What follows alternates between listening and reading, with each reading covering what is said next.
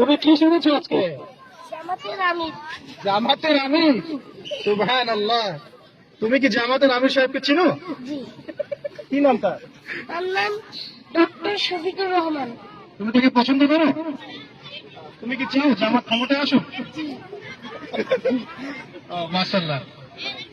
তুমি কেন আজকে জামাতের আমির সাহেব সেজেছো আজকে? জামাতের আমির অনেক ভালো মানুষ।